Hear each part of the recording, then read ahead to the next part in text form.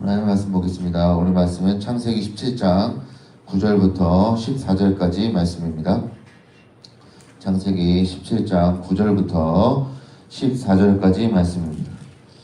저 같은 성경이면 구약성경 20면이 되겠습니다.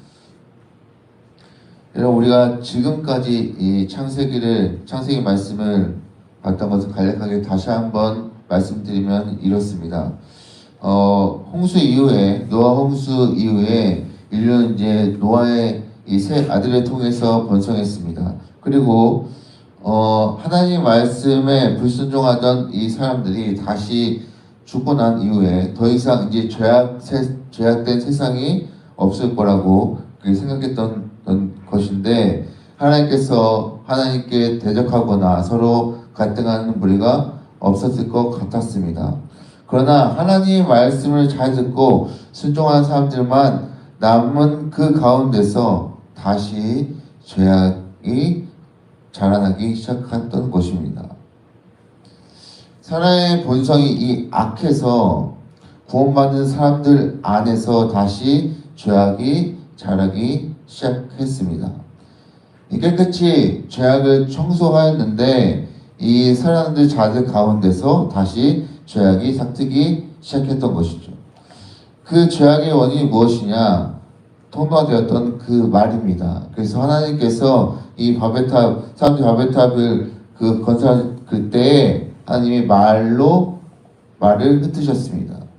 그래서 여러분 기억하시나요? 창세기 11장 1절에 보면 온 땅의 언어가 하나요, 말이 하나였더라 하고 9절에 보게 되면 그러므로 그 이름을 바벨이라 하니 이는 여호와께서 거기서 온 땅의 언어를 혼잡하게 하셨음이니라. 여호와께서 거기서 그들을 온 지면에 흩으셨더라 라고 기록되어 있습니다. 여러분, 사람의 말이 지배하면 하나님의 말씀은 사라지기 마련입니다. 바벨탑을 쌓았던 그 세계는 바로 하나님의 말씀은 사라지고 오직 사람의 말만 세상을 지배하였던 것입니다. 누군가 하나님의 말씀을 전하는 사람이 단 한 사람도 없었어요. 그러다 하나님께서 이제 누군가를 택하시게 됩니다. 바로 아브라함입니다. 하나님께서 아브라함 택하신 것은 어떻게 보면 하나님의 말씀에 절대로 순종하는 사람, 하나님의 말씀을 따라가는 사람, 그 순종하는 사람을 하나님께서 원하시고 계시는 줄도 모르겠습니다. 하나님의 말씀으로 번성하는 거룩한 민족으로 세우시기 위함이 아닌가 다시 한번 생각해 보게 됩니다. 그리고 어제 본 것처럼 그런 중에서 아브라함이 다시 한번 하나님이 찾아오셔서 언약을 세워주시죠.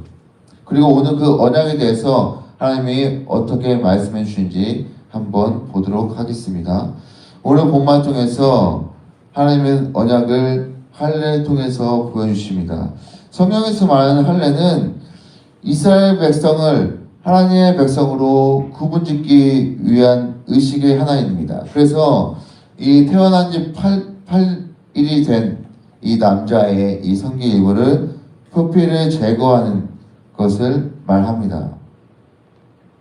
그래서 이들에게는 어떻게 보면 일종의 이 종교의식, 그러니까 할례를 마치 못한 자는 이방인 대접을 받았습니다.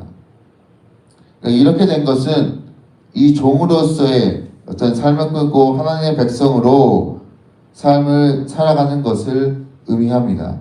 그래서 아이가 태어나면 7일 동안 피 묻었던 이 부정했던 그 몸을 정결하게 하기 위해서 이 할례 의식을 치르고 그 의식과 함께 모든 공동체가 이 하나님으로 다시금 하나님을 생각하고 하나님의 백성으로서 그 명령을 지켰다 생각하고 그렇게 하나님의 말씀을 따라가게 되는 것입니다. 이렇게 해서 13절 말씀 후반절을 보면 이에 내 언약이 너희 살에 있어 영원한 언약이 되려니와 라고 말씀에 기록되어 있습니다. 그러니까 하나님은 앞으로 이스라엘 백성을 이방인들과 구분하신다는 말씀입니다. 그 방법 중 하나가 바로 이 할례입니다. 하나님께서 할례의 방법으로 아브라함의 자손들을 구별하시는 이유는 바로 하나님의 뜻을 이루시기 위해서입니다. 왜냐하면 그것은 이 백성이 하나님의 백성이고 거룩한 백성임을 선포하시는 것입니다. 그래서 앞으로 아브라함의 백성은 하나님의 전능하신 하나님의 능력을 경험하고 불가능을 가능하게 하시는 전능하신 하나님의 백성이 될 것임을 분명하게 이 할례를 통해 다시 한번 말씀해 주는 것입니다. 창세기 17장 14절에 끝절 말씀을 보게 되면 할례를 받지 아니한 남자 곧 그 표피를 베지 아니한 자는 백성 중에서 끊어지리니 그가 내 언약을 배반하였음이라. 하나님은 육신의 할례를 통해서 이 택하신 거룩한 백성이라는 이 표식을 주셨습니다. 할례를 행하지 아니하면 필조 중에서 끊어지리라고 하셨어요.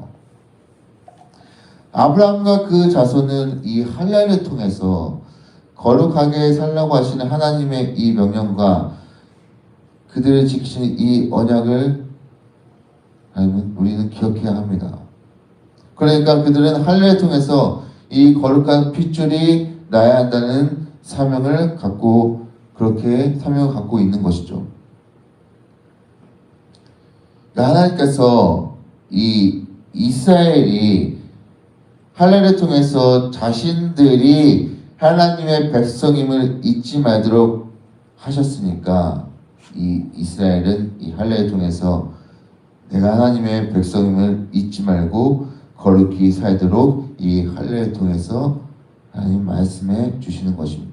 그러나 이 14절을 보게 되면 그 사실을 잊고 살기에 할례를 행하였는데 거룩하게 살지 못했다고 하나님 말씀하십니다. 사랑하는 성도 여러분, 그래서 사실 이 할례는 어떻게 보면 그 자체로 희생을 의미하는 것을 볼 수 있습니다. 내 살을 희생해서 하나님의 백성이 되는 것입니다. 근데 부모가 그걸 보기에 자녀의 살에 칼을 댄다는 것은 참 가슴 아픈 일이겠죠. 그러나 그렇게 작은 희생으로도 하나님의 보호하심 가운데 있을 수만 있다면 이것은 정말로 감사한 일이 되는 것입니다. 그러한 의미에서 하나님께서 그리스도를 희생으로 말미암아서 모든 인류를 보호하시기를 원한다는 것을 우리가 믿고 그렇게 하나님 앞에 나가야 할 줄로 믿습니다. 그래서 하나님은 우리에게도 이러한 영적인 할례를 요구하십니다. 나의 없는 희생을 드려서 하나님께 간구하고 세상과 구별하는 노력을 드리기를 원하십니다.